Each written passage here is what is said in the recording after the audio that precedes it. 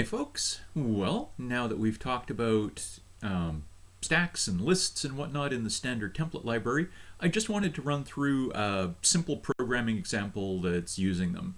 So maybe what we'll try and come up with is, let's say we'll have a program that lets the user enter strings of code, and we're going to have a program that just goes through and checks to see if all the brackets match up correctly. So just something that we can use, and we'll talk about the algorithm in a sec, something where we can illustrate the use of stacks and have a bit of a play with C++ at the same time. So there's the plan. We'll see what we can write up here. Okay, so the idea is I'm going to create a program that's going to be a bracket checker. Let's say bracket checker.cpp. Let's see, I'm probably going to wind up doing some input and some output. I'm going to use strings for this. I'm probably going to need my stack class, because as we'll talk about in just a second, I'm going to use stacks for this. So the idea is that we let the user enter a string, enter a string of code, and we'll check to see if all the brackets match. And so we'll check for curly brackets, round brackets, and square brackets, something along those lines. So the approach that we're going to use, and this is a pretty typical algorithm for bracket matching, is we'll just read the string one character at a time.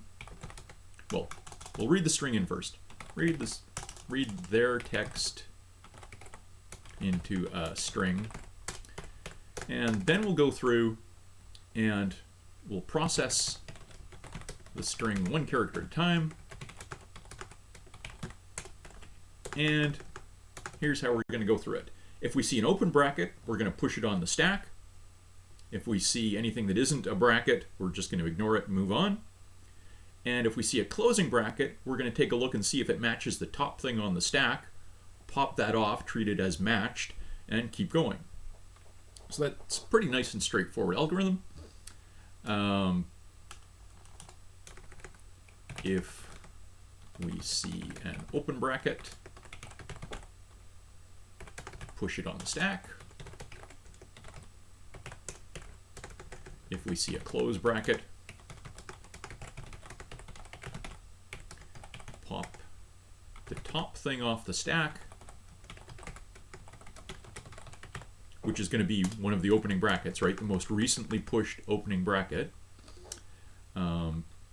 See if the bracket types match. So if it's an open curly bracket to match our closing curly bracket, if it's an open square to match our closing square, etc. So see if the bracket types match.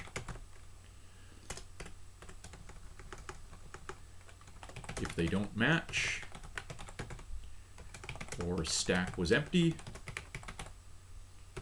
then it's an error.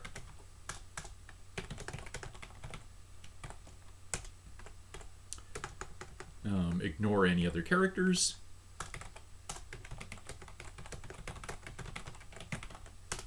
And at the end, if there's anything left on the stack,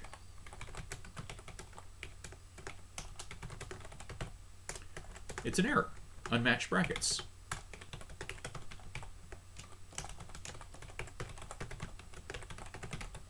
So that's basically our algorithm. And again, this is something we can turn into code pretty quickly. So let's go through and say, what do we want?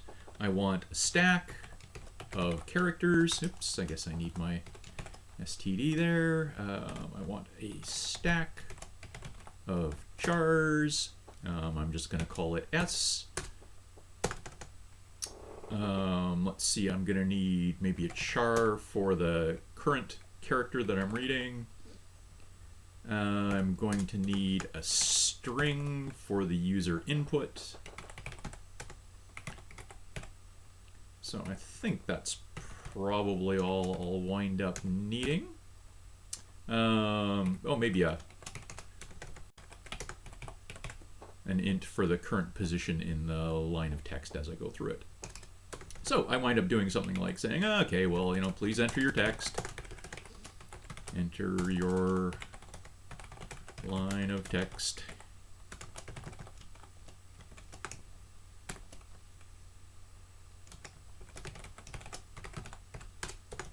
And I'll read it in. Oops.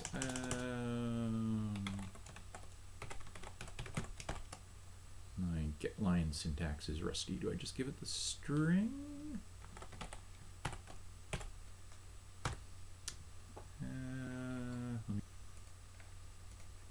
Yeah, after a quick pause there, we will go through, and I need to include my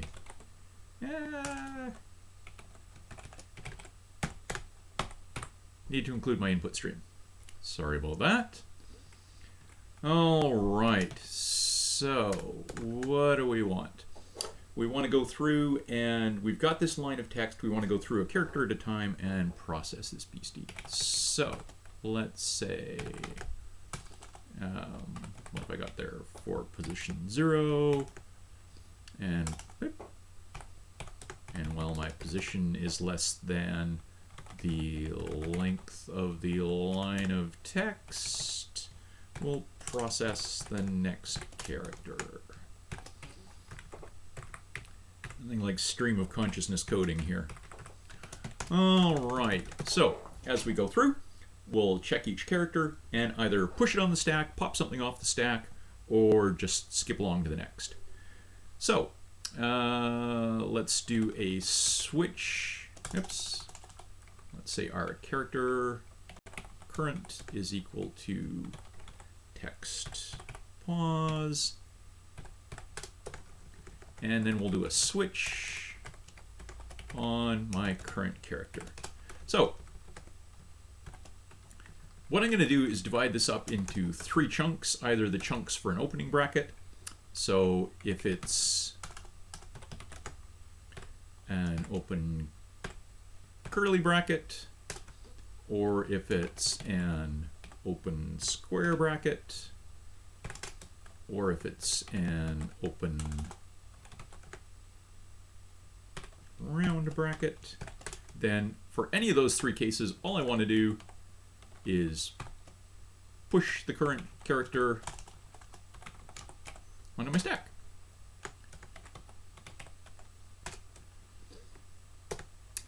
If it's one of the closing ones, I'm going to have to go through, pop the top thing off. Well, I guess check if it's empty, pop the top thing off, and see if they match. So we'll come back to this one in just a second. I'm just going to finish off my switch here first. And if it's anything else, I don't care. So if it's any character that isn't a bracket, I'm just going to totally ignore it. So actually, let's just make sure that this actually compiles.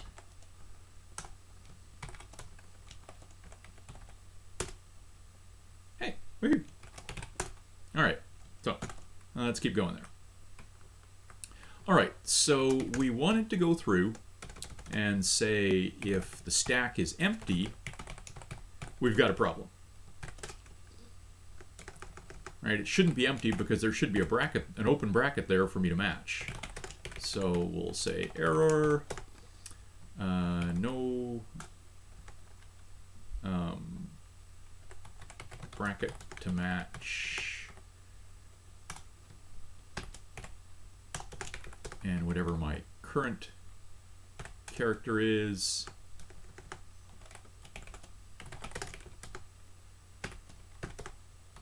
at position wherever I am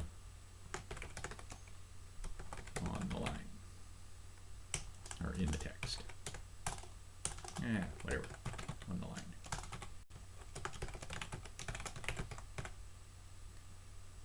So if it's empty, we've got a problem. Otherwise, we can go ahead And let's say, oh, I'm going to throw in top of stack character as well up here. Otherwise, we'll say top of stack is equal to s.top. So we'll grab the top character out of the stack. We'll pop it off the stack so I don't accidentally grab it again later. And then we'll see if they match. Let me close my bracket here before I forget about it. All right. So if my current character is an open curly and my top of stack was not, oops, if my current character is a closing curly and my top of stack was not an opening character, then I've got an error. Maybe what I'd like to do is just say we've got a bracket mismatch. So I'm going to set an error variable here to false, or is true. I've detected an error, which means that somewhere back here I want to set an error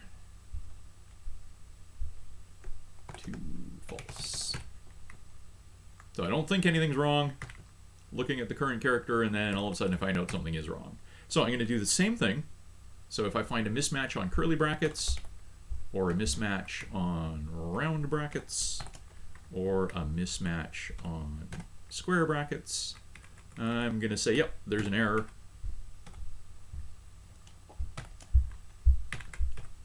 And so here I'll just say, alrighty, if there's an error, I'll say there's an error, bracket mismatch. Bracket mismatch, position, pause, in text, and then I'll print out what the two brackets were. Top of stack versus current.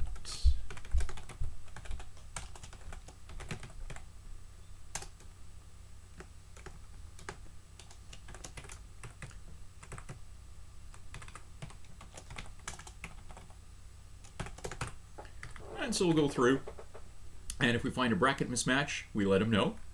And if there isn't a bracket mismatch, then everything appears to be fine. And somewhere at the end of all of this, what have I got going on? So that ends, missing some single quotes. All right, let's see if that works out. So, oh, my editor's not helping. Okay, well, so we've got those match. Hopefully that matches my switch. And that should match my for loop. So after we've gone through this, after we've processed everything, then hopefully the stack is empty.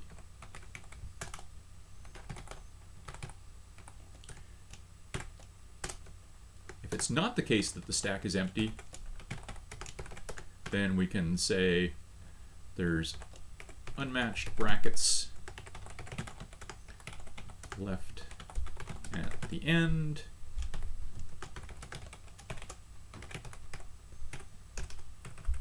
I guess I could actually tell them how many. So let's say s.size. That seems likely. Unmatched brackets left at the end.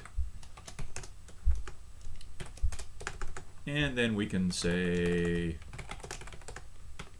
processing completed.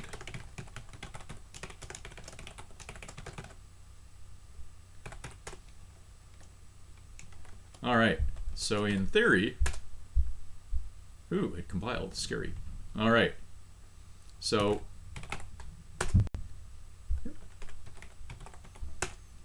a.out is the, if you just compile something without specifying a .o or -o, then a.out is, believe it or not, the default executable name.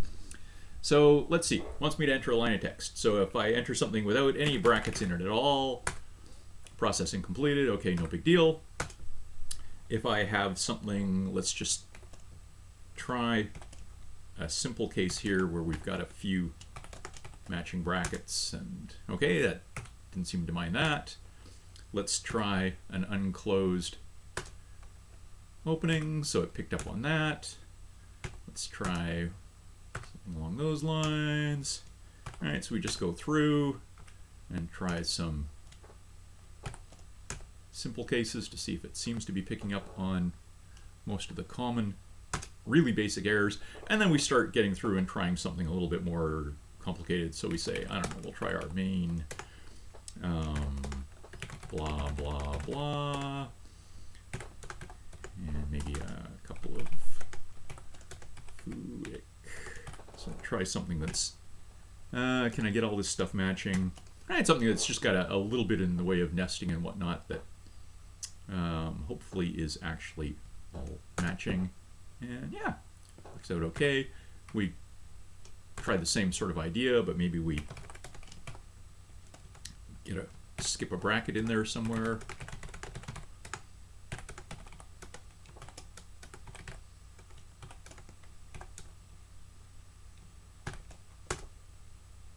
Oops.